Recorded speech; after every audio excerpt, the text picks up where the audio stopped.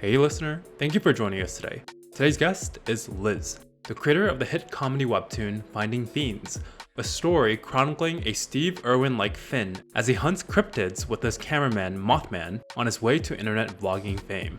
We had a great time unpacking Liz's story, learning about how she harnessed her love for telling stories through her comics, why cryptids fascinate her so much and underpin her story, some smart advice on using Instagram to build your Rolodex, and some practical advice for rising art students if they are contemplating comics as an art teacher herself.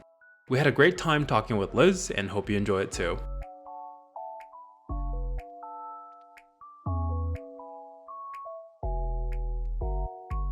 Hey Liz, how's it going?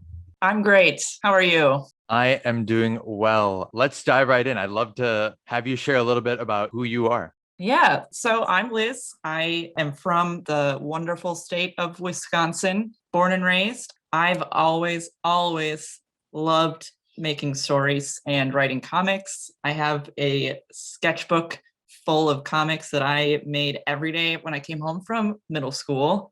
And it's only grown from there. So I love that I got the chance to make my own comic for Webtoon, Finding Fiends, and in the process became obsessed with cryptids because it is a comic about cryptids. And that's about where I'm at right now. I also have a day job. I'm a part-time middle school art teacher. So burning the candle at both ends, making comics and teaching art. Let's talk a little bit about the comics that you made growing up. What got you into making comics in the first place? You know, I think it was just always with me. Like right away when I was little, I just loved art. And right away when I was little, I wanted to make stories, not necessarily with art, but just writing in general. I know both of my parents were really encouraging of it. My mom has a book where before I could even write, I would narrate stories I was making up to her and she would write them down.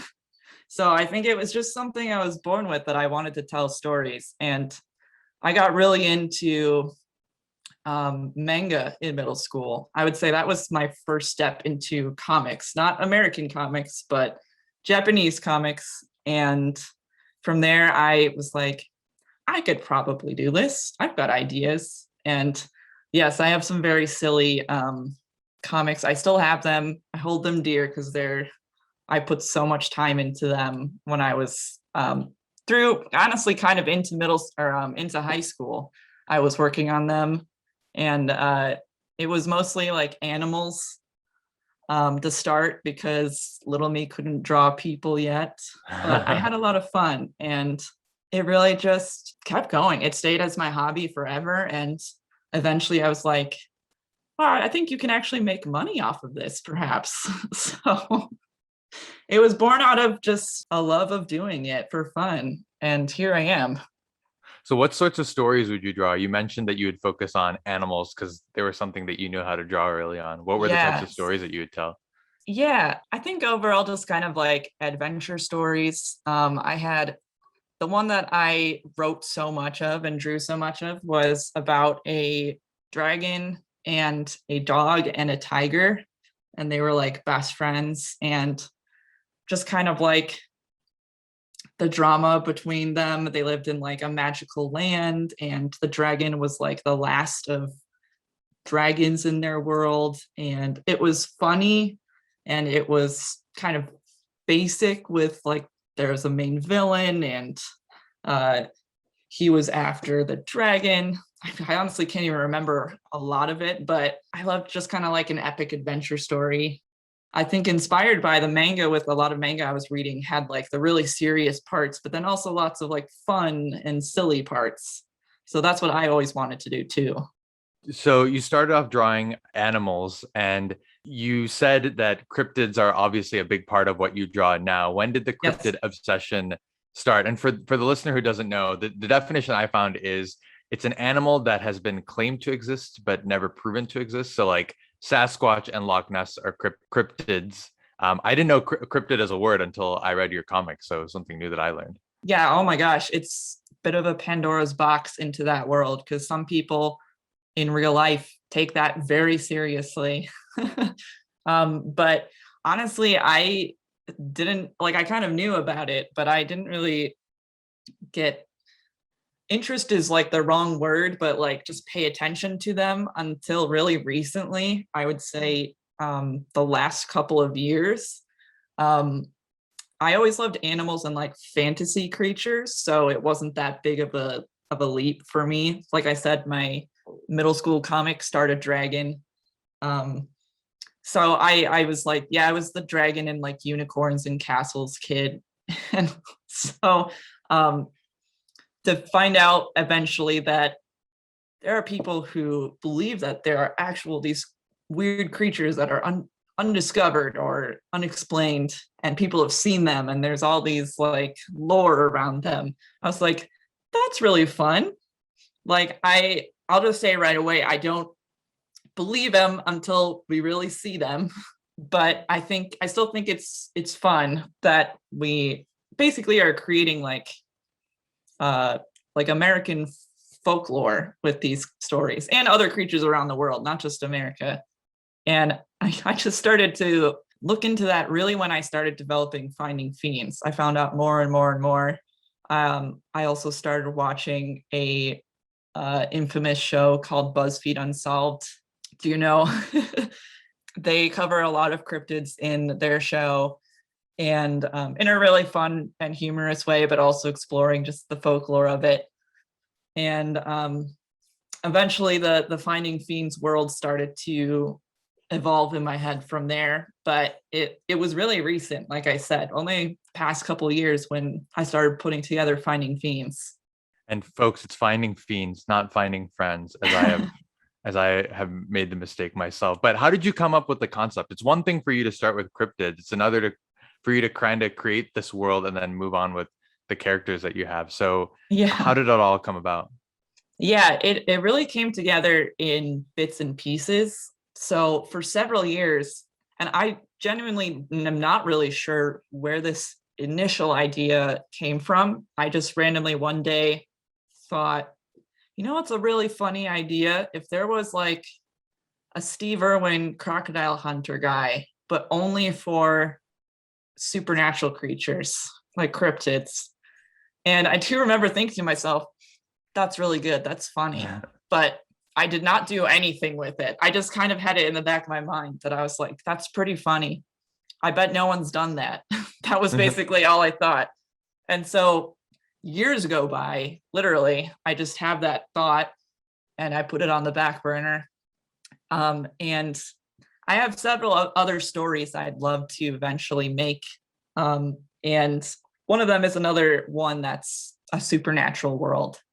And quite literally, for a punchline alone, I was like, I'm going to design a Mothman.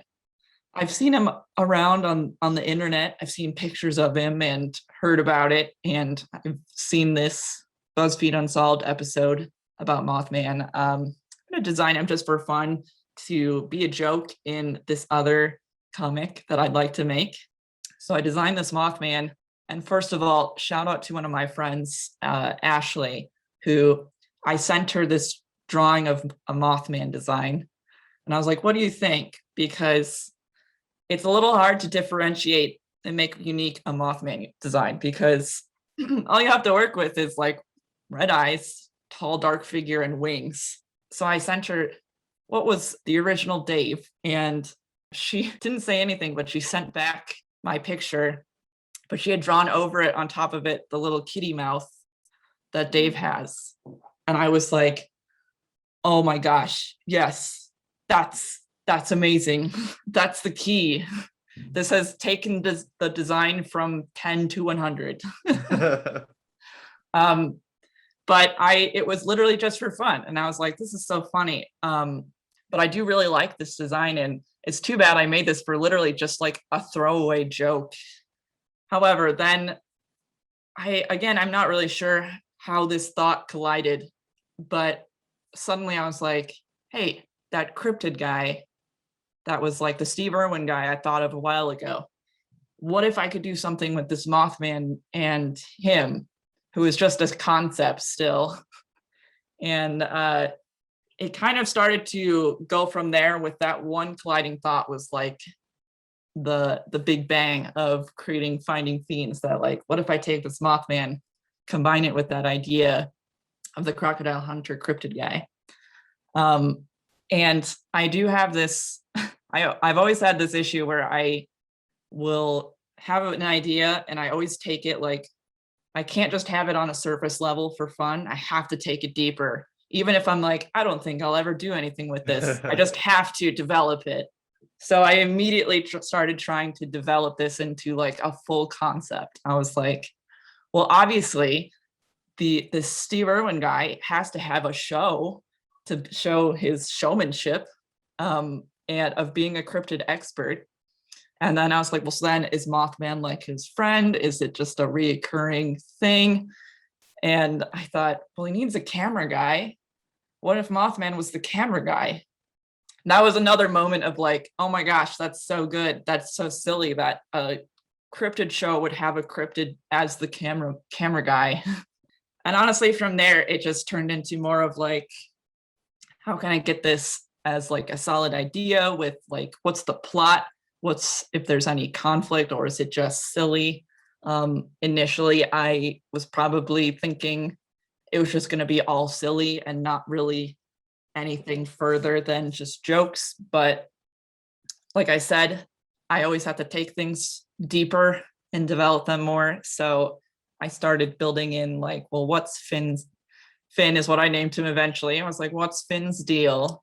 What are his goals? What's he trying to do? Maybe people in this world is just like our world and nobody really believes in cryptids besides some.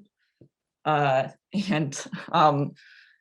added things in about Finn's mom and some magic, and eventually a third character who will be coming into the comic soon. I guess going back to what I said, it was a huge like piece by piece puzzle coming together over several years. But once I had it all together, it was like it took off running. I started posting about it and then posting about it and posting about it. I had so many ideas for it that I was like, I think I should post this on Webtoon Canvas, which is a new website I've heard about. And the rest is basically history now, but not too long of history, because that was 2020 and it's 2022 right now. So long build up, but quick execution. That's a remarkable build up, and congrats on getting to be an originals artist, within 2 years of a new project. In terms of your format, it's a shorter, punchier comic, and you weave, weeks where it's a joke and just a funnier interaction between Dave and Finn, and something a bit more serious where you might go into Finn's past. Right. So how did you think about your format, all the way from like, oh, should I do a 60 panel thing versus I'm going to make these like short, punchy jokes with something a bit more serious weaved in between? Yeah, a lot of it has to do with initially when I was talking to Webtoon, I was talking to an editor at Webtoon. What I was initially posting on Webtoon Canvas was very short already. And they liked it. So they were like, we think we should keep it short like this, especially if it's comedy driven. But there was talks about, because I was very new to Webtoon. In fact, when I started posting on it, that's like the first time I even really explored the website. That was in 2020. And so I didn't realize that there was kind of a lot of variation in how many panels each comic had. But I was basically under the impression that the comics that have more panels that are up to like 60 are usually the stories that are more like heavy plot, dialogue. Don't know another way to phrase it except that maybe drama or romance, things that need a lot of stuff going on in order to get the plot rolling, if that makes sense. So I was happy to keep doing the shorter format, because I also initially, when I was putting together Finding Fiends, I actually, as much as I loved drawing it, I also was thinking I would love to pitch this as a cartoon to somebody. So the entire format, I was building it around it being a cartoon, basically. So an episode, which would have a lot of jokes and a little plot. And the next time it would start over with more shenanigans, different place, different stuff, monster of the week type scenario, a little more plot as we keep going. So that was my thought process from the beginning, was kind of treating it like a regular cartoon. So short, comedy driven, but there is stuff going on across as you keep watching all the episodes. I was really inspired by a lot of cartoons. I would say probably newer cartoons, but also ones from when I was younger. But in particular, one that comes to mind is Gravity Falls from Disney. Very big inspiration for Finding Fiends in a lot of ways, but especially in that really started as like shenanigans and silly stuff. And wow, it's so weird here in Gravity Falls, and slowly developed into having what I would consider honestly kind of some serious stuff go down in that show, with like a villain and a lot going on, which I think is awesome. But stuff like that is what was inspiring me to put together this format. I love a slow burn as an audience and as a writer. So I also was just like, I think this is going to be a slow burn story. It's going to be still comedy driven, but there's going to be a long plot happening in the background. So what was the process for you to become a Webtoons Originals artist? It was very short for me. I was already posting my art and stories online. And like I said, I had just heard about Webtoon in 2020. And I heard it was a good place to post comics that you could upload for free, and also then read ones that are the originals on Webtoon. And I was like, that's a great idea. I wish that existed when I was younger, because I've always been into webcomics, but they're always like kind of scattered around the web, at least, especially when I was growing up in like middle school and high school. So I thought it was great. There's a big app with a lot of comics and you can post there yourself. And a lot of people had been asking me if they could read all of my works in order. So win-win all around. I start uploading. It was about, I think I started uploading for Halloween in October of 2020, just what I had already made. And I got approached in December, like the end of December, by Webtoon. The person who approached me had already followed me on social media before, so she kind of was familiar with me and was excited that I had started posting on Canvas. And we had a long period of like talking and figuring it out. And eventually I accepted the offer and it took off. I started actually remaking the entire comic in July last year. So July 2021. So like I said, it was like kind of quick once it came together for me. Then I was like, why don't I post on Webtoon? Then it was really quick when Webtoon was like, hold on, we really like it. I think they in general kind of like to scope out people. I mean, I don't think this is general. I don't actually know anything about how for sure things work at Webtoon. I'll just say that right away. But I think a lot of times they do like to try to find people who they haven't gotten too far into the story so they can grab them and be like, hold on, we like this. So when it comes to remaking a Canvas story for originals, like what are you changing? Are you changing parts of the story itself? Is it more on the detail around what you're drawing? What does that look like? I think that really varies by person. Overall, I knew exactly what was going to happen in Finding Fiends, and I presented that to Webtoon in like my pitch of the entire comic. I was like, here's exactly what's going to happen. And they were like, okay, cool. And I know that sometimes people at Webtoon might have feedback for you, like maybe like some editing help or some help brainstorming about things that could happen. But at least for me, it was kind of like, I know what I want to make. And they were like, awesome. And it came together quick. And I would say the main thing that I had to really learn when it came to adapting from Canvas to the originals was, one, I was not posting in the Webtoon format.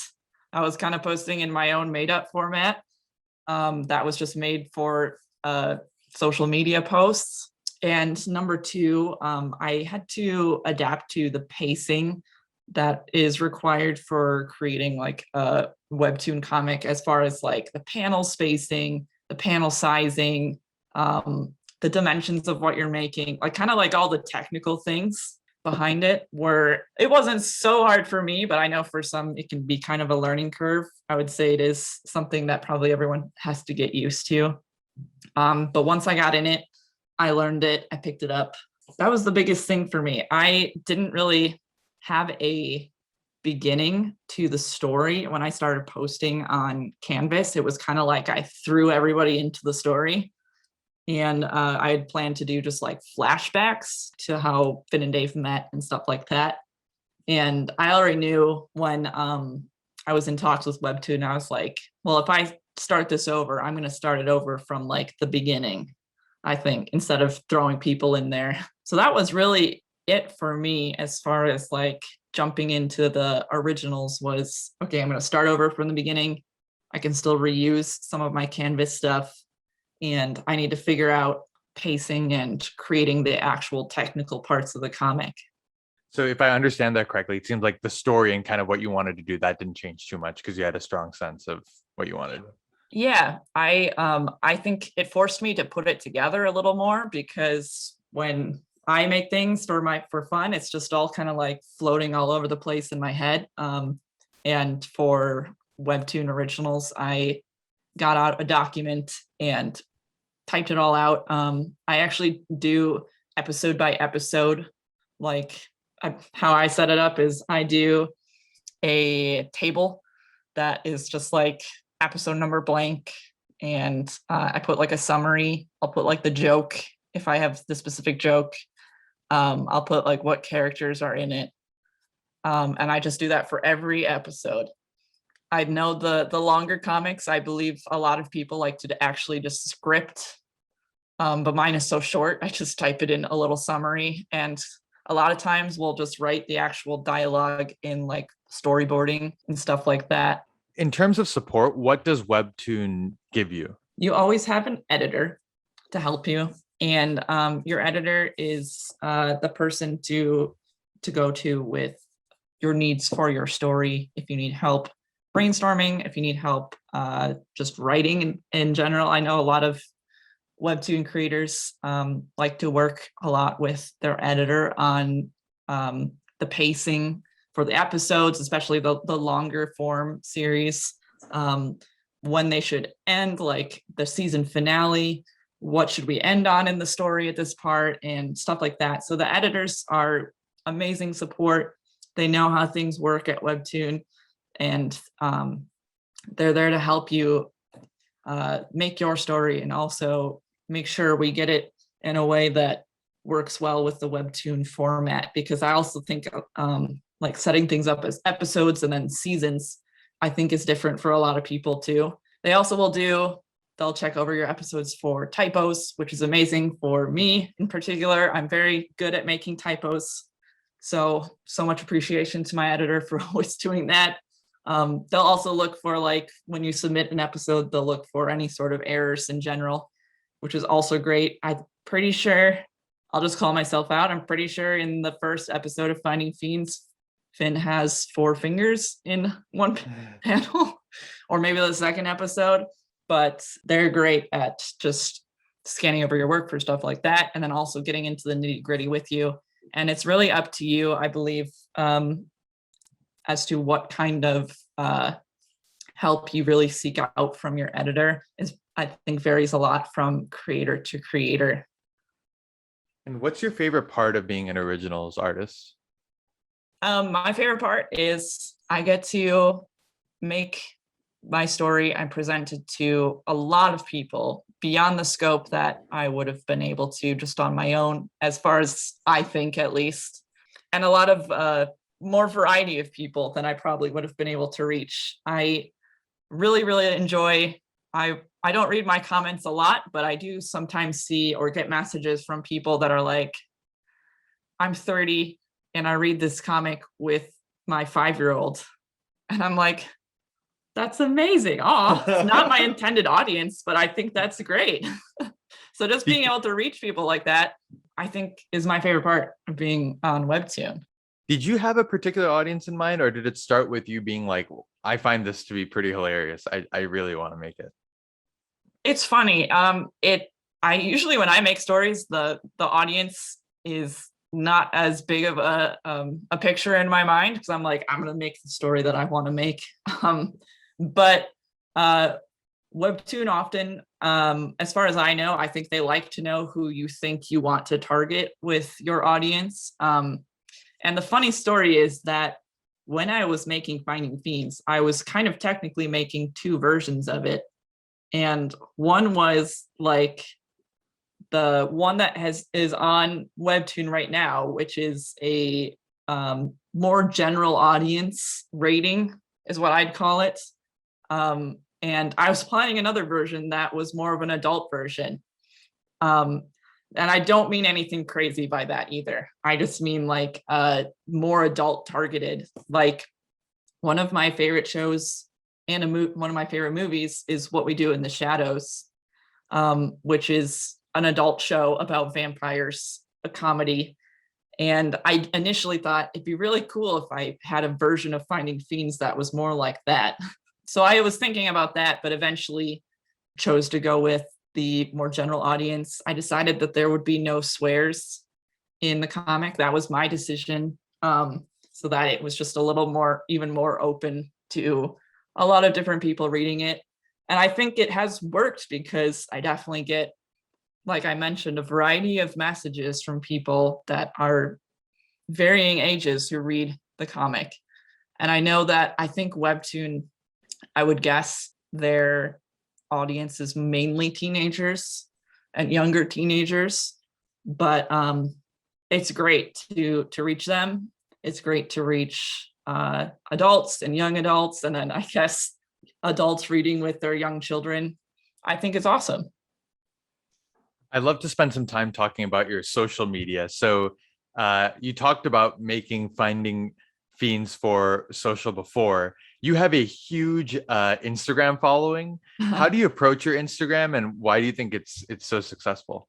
It feels hard to say, only because I think Instagram has changed a lot since I started posting on it. And it keeps changing, as does all social media, not just Instagram. And I certainly am not as active on it as I once was, simply because I have to dedicate my time to Finding Fiends. But initially, when I started building an audience on Instagram, my main thing I was focused on was making what I liked and excited me, and then also making connections. I think people can tell when there's a lot of love put into something and that you really enjoy doing something, and people are drawn to people who are enjoying themselves doing whatever. So first of all, I was loving what I was doing. It was just for fun. And I think people noticed, because I was putting love into it and people are drawn to that. And then number two, I was focused on making connections, which was more of the business angle in my mind, because I had just come off of doing some social media for two prior companies I used to work for. And they were startups. So it was like brand new, starting afresh, making their social media. And one big way to grow social media from a business perspective is to connect with similar accounts. So accounts that are business accounts that have a similar product, are doing similar things, are related to what you are posting about, and then engage with them. So you make connections. And that's basically what I started trying to do on Instagram as well. And I don't mean it to sound like I was being superficial and trying to connect with people because I wanted to have them help me grow. That's definitely not it. I was trying to make genuine connections. I followed artists I really liked. I engaged with their posts. I would talk to them sometimes, especially if they followed me back. I would absolutely talk to them. And I did that for a while. It's hard to say if this still works, this exact thing I'm about to say, because it's changed so much. But I would go home every single day from work and sit on my Instagram and look through like tags that I also use. And I'd like find people from those tags and I'd like and comment on their posts. I'd follow them and then hope maybe they follow me back. I did it every single day when I came home, on top of trying to post regularly, posting what I like. And it just grew from there. And I know I keep saying like the algorithm has changed and the way people interact with posts on social media has changed, and people migrate between platforms all the time. But I do think at a core that still works in general. It's like the business world where if you want connections, you have to go make them and engage in the area where those connections will be. So finding people with similar interests. In my case, it was other original character artists or people creating their own original content, engaging with them, connecting with them, and just posting what I like still. In terms of Discord, you recently launched that after hitting 100K subs on your comic. Congrats on that. Thank you. What prompted you to create a Discord for your readers? I wanted to from the very beginning. And actually that Discord, even though I just launched it, it has existed, the servers existed since like last year before the comic even launched. I just knew, basically going off of what I was saying, that it's great when you can connect with people over similar interests. And I thought, well, if the comic gets enough people, it'd be awesome to have like a little hub for everyone who's interested in it, that they can come and hang out and talk. I've been in other Discord servers before, or known people who ran their own themed servers, so I kind of knew how it worked. I recruited some friends to help me make this server in particular. So it was really just built around, wanting more connections. I'm always happy to talk to people about finding fiends, so I wanted a place where people could talk to me if they want. I think it's just great. I know a lot of webtoons like to not necessarily make their own server, but have a server that they might join, that someone else made, and talk about the comic. It's awesome. And on the monetization side, you've tried a few different things that I want to talk about. The first is your Patreon. So can you talk a little bit about how you've thought about your Patreon and what you offer to patrons? Sure. It's really changed over the years. Initially, it was, I think it's always been just a tip jar. I knew that coming from Instagram, I was like, this big of an audience, there has to be people who might want to tip me for engaging. If they really like my comic work that I post and they read it a lot, then it'd be awesome if I could be like, hey, well, you could tip me if you want. That's really how it started and how it remains still. I leaned a little into it when I was, but kind of, I would say in the pandemic, because I had a lot of time in 2020 and 2021. And I posted a lot on there. I started posting like, besides just like, here's my work in a higher definition than you'd probably see on social media. I also started posting like behind the scenes stuff, like work in progress, or a step-by-step of how I did pictures. I also briefly, I don't do this anymore, but I briefly offered like Patreon only commissions for people who are patrons, could commission me to make art for them at any time instead of waiting for me to like open them to the public, and stuff like that. I tried to focus on, like, at one point when I had a lot of time to do so, I tried to focus on just being able to offer perks beyond being a place that you could tip me. And at this point, it's mainly just, come back down, since I don't really have a lot of time, it's come back down to a place that I just post look ahead scenes of Finding Fiends, just like a single panel of an upcoming episode that you can see. It'd be awesome if I had more time to offer a little more right now, but just working another job and doing this, I really don't. I mean, you literally have 2 full-time jobs. Yeah. So if you had more time, what are the types of things that you would maybe want to offer? It's honestly not tied to Patreon, but I'd love to do some merch for Finding Fiends. I'm hoping to maybe look into it this summer, since I'll have a little more time, since as a teacher, you get the summers off. I absolutely want to make a Dave plushie. That's like my ultimate goal. I used to have some stickers of Dave up on like Redbubble, and I'd love to do that again. I'd love to get like just the logo of Finding Fiends on some things, a few odds and ends to sell. I would say that's my monetization goal right now, is making some merch, but it's honestly mostly driven by like, I just want that. I just want a Dave plushie. You got someone recently, is that right? Oh yeah. Actually, it's on my desk right here. I know you can't see it in podcast form, but someone did send me a little handmade Dave. It's so cute, and I really like. There's pictures of it on social media somewhere. It's also in the Finding Fiends server. But he's so cute. I want a bigger version of this. And I know people would like that, would buy him, because I would say the number one comment I get everywhere about Finding Fiends is, I need a Dave plushie. So you mentioned Redbubble, and you've done Redbubble before. Can you walk us through what it was like to get your work on Redbubble and how it supported you as an artist? Yeah, it was honestly, for me, it was a low effort thing, and not driven by money, and more so people were asking me, they're like, I'd love to have stickers of stuff you make. And I was like, oh, that's really sweet. I'd love to do that.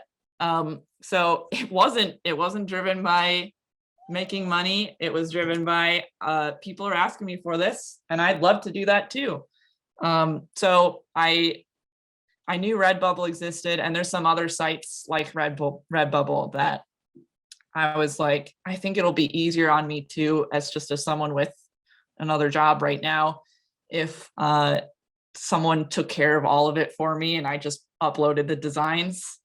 Especially because it's not really something I'm hoping is going to make me a ton of money. I'm just doing it because I'd really love for people to have access to that. And so I just uploaded some things. I did make some things specifically for Redbubble. I took them down for finding the stuff I made for Finding Fiends. I did take them down prior to launching the comic on Originals, and thinking that, well, maybe I'll bring it back better than ever sometime. And so I do want to do that. But I do hope to just do it on Redbubble again, probably, because it's, like I said, just with the amount of time I have, it's great that there are companies out there that will just kind of handle it all for you. And you can also just offer it to people as an option. I don't make a lot of money from it, but I don't mind, because I think it's great that people even want merch of what I make in the first place. Speaking of making money, a lot of canvas artists think about, what's the best way for them to make or get some support from making their comics so they can invest more time into it. Do you think merch is something that could work for some artists, or is it just really difficult for smaller comics or comics that are just starting out on canvas? I think sites like Patreon and Ko-Fi are a great starting place, especially if you are a smaller artist or you don't have a lot of people looking at your work and you hope they will soon. I think starting on a place where people can tip you, and then slowly, if you, whatever amount of time you have, adding like the bonuses and benefits of tipping you at, like, here's a glance at next week's episode, a panel, or here's a behind the scenes look at how I make it. I think starting with stuff like that is great, because it's really low risk for you. You don't have to put too much effort into it, besides like telling people you have it and uploading and that kind of thing, like treating it like another social media. But I think if you want to do merch, I think everybody should go for it. It's just a matter of, it is like an extra amount of work, because you have to get the things made. You have to find whatever you want to make. You have to find the manufacturer to make it. If you had to decide, am I going to receive all of this merch and then sell it myself in like a shop front and then have to mail it to everybody, stuff like that? I mean, that's a lot of work. I am always so impressed by artists that make just like a ton of merch, especially if you go to like a con, you table at a con, you have to have a lot of merch to sell in the first place. But I don't think people realize the amount of work it goes on behind the scenes to get that merch made, besides, if it's a drawing, making the drawing and then getting it put on something. It's a whole journey. So I say it's awesome that if anybody wants to make merch, you just have to think through, what's it going to take to make merch, and am I ready? Do I have the time? Do I have the space? Do I just have the emotional output to do that right now? So I always tell people, if you're posting something, I think it's a great idea to have a tip jar of some kind, and then just go from there as your audience grows. And what do you have planned for your future? My future is definitely going to consist of making more stories, because that's what I like to do. I would love for it to be a full-time affair for me, but I don't know if it ever will be, and I'm okay with either. But I just know no matter what I'm doing, as like a job, I hope to be publishing some type of story as I go, because I have a lot of other ideas besides finding fiends. So I hope you will see more of my work. And I don't even know if it will be a comic or not. I would love to write a story that I think would work better as a book, because I love to just write without the pictures too. So we'll see. That's what I hope my future holds, that I get these other story ideas out of my head and onto the page. So you mentioned earlier, you can't do something for fun in terms of ideas without going deep. Do you have future series or ideas that are thought out? Oh yeah, I've got many. Trust me. It's all up here. Some of it's written down when I get smart enough to be like, I should write this down. But yes, they run deep, because it's what I like to do. Like I said way at the beginning, that I've always really loved to write stories. I think I'll always be doing it, and then going way too deep in them, even if I'm never going to do anything with it. Well, I think we know what we're going to talk about in our next pod with you. In terms of advice, you mentioned that you teach middle schoolers. So what advice do you give to young students who aspire to be a comic creator or some sort of storyteller in the future? Yeah, I think one thing I really try to instill in my students as a teacher is that art, you're always going to make a lot of bad art before you make any good art. And you have to have the willpower to get through that. I think my students are probably sick of me saying, when they are like, well, I messed this up, or I did this part wrong, I always say, well, now it's an artistic choice and you can run with it. So trying to develop the just like the state of being able to run with your mistakes and making bad art, and then being able to move on and make more art, is harder than it sounds. I think for everybody, it is for me still, being like, this isn't good, but I got to keep going, because it can only get better as I keep going. And then as far as if you are going beyond, like, I just want to make art, I just want to keep making art, and you're like, I really want to publish work that I've made, I think it's really important to be in love with what you're making, to be your own cheerleader, but to just truly be so passionate about what you're making, because of the amount of work that goes into putting together a published work, no matter if you're posting on Webtoon or you are going to be publishing a physical book or making a pitch. The work's going to be so much harder if you're even neutral about your work. You need to really love it and be your own number one fan. I think is so important.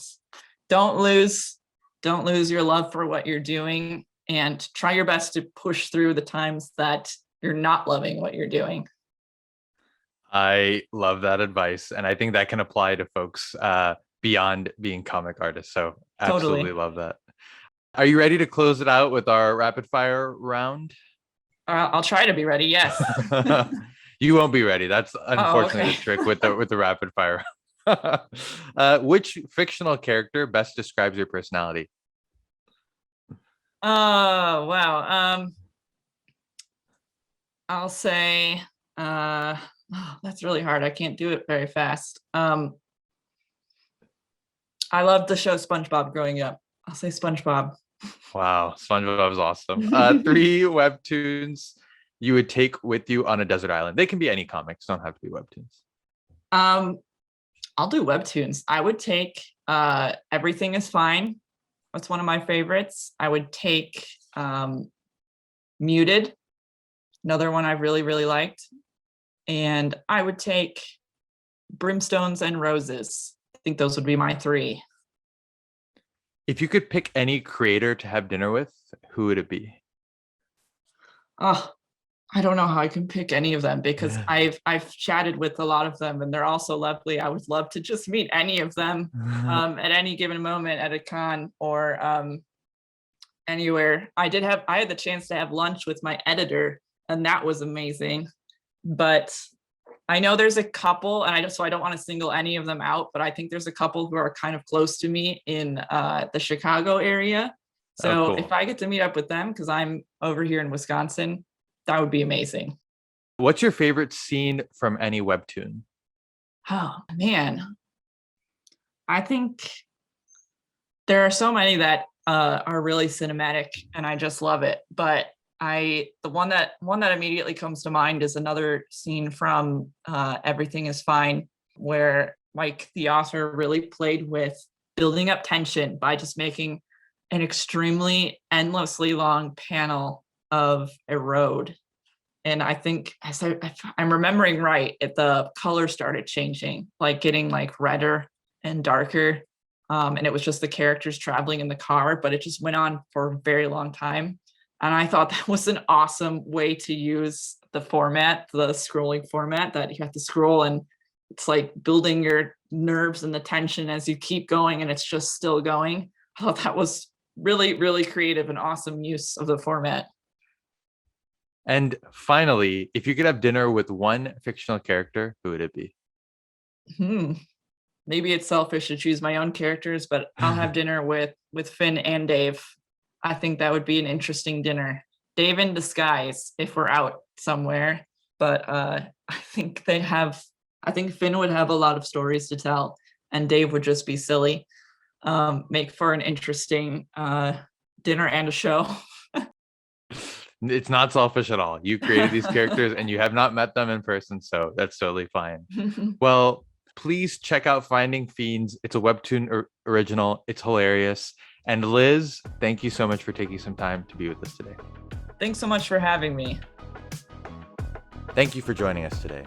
If you have any feedback or want to be featured as our next guest, please write to us at pixelsandpanelspod@gmail.com. If you enjoyed the show, don't forget to subscribe, like, or give us a 5-star rating. See you all next week.